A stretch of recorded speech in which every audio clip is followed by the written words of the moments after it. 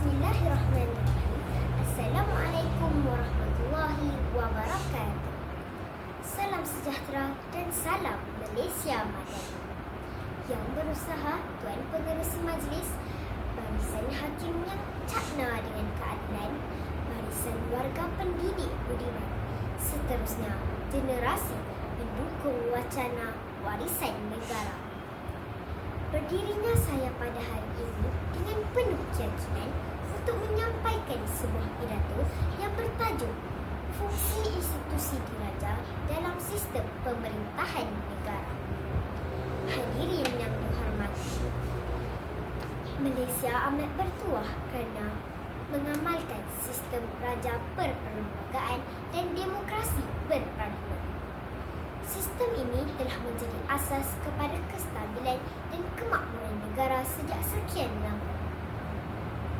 Dalam sistem ini, institusi diraja memainkan peranan yang sangat penting dalam memastikan negara terus aman, bersatu dan berdaulat. Hadirin sekalian, fungsi pertama institusi diraja adalah sebagai lambang perpaduan rakyat. Malaysia terdiri daripada pelbagai kaum, agama dan budaya. Walaupun berbeza, kita tetap hidup dalam suasana yang harmoni. Institusi diraja menjadi simbol penyatuan yang menyatukan seluruh rakyat Malaysia di bawah satu payung negara yang sama.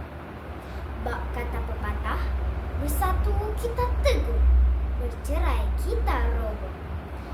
Selain itu juga, institusi diraja berfungsi sebagai ketua negara yang di-Pertuan Agong menjalankan pelbagai tugas rasmi mengikut Perlembagaan Persekutuan.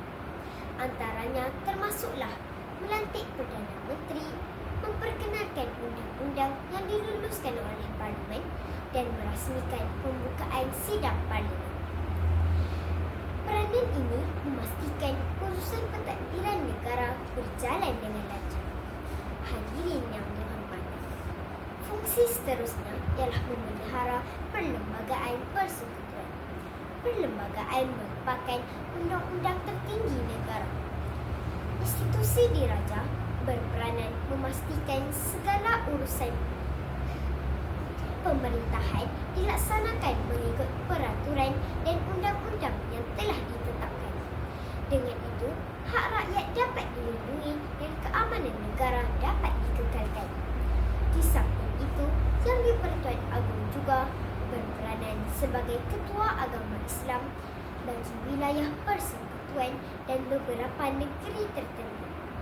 Baginda bertanggungjawab menjaga kesucian agama Islam serta memastikan keharmonian antara penganut pelbagai agama sentiasa terpelihara. Hadirin sekalian, institusi diraja juga merupakan lambang kedaulatan negara. Kewujudan sistem beraja yang diwarisi sejak zaman dahulu membuktikan keunikan dan identiti Malaysia. Institusi ini menjadi kebanggaan rakyat serta meningkatkan penghormatan negara di mata dunia. Sebagai generasi muda, kita hendaklah menghormati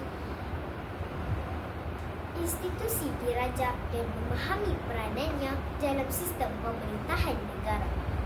Kita juga perlu memupuk semangat patriotisme serta taat kepada raja dan negara demi masa depan Malaysia yang lebih gemilang.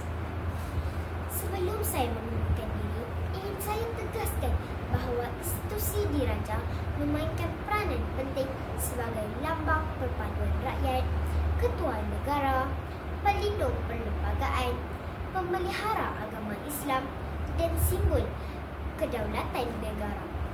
Raja disanjung, negara dijunjung. Rakyat bersatu, Malaysia maju. Sekian, terima kasih. Wabillahi taufiq wal hidayah. Wassalamualaikum warahmatullahi wabarakatuh.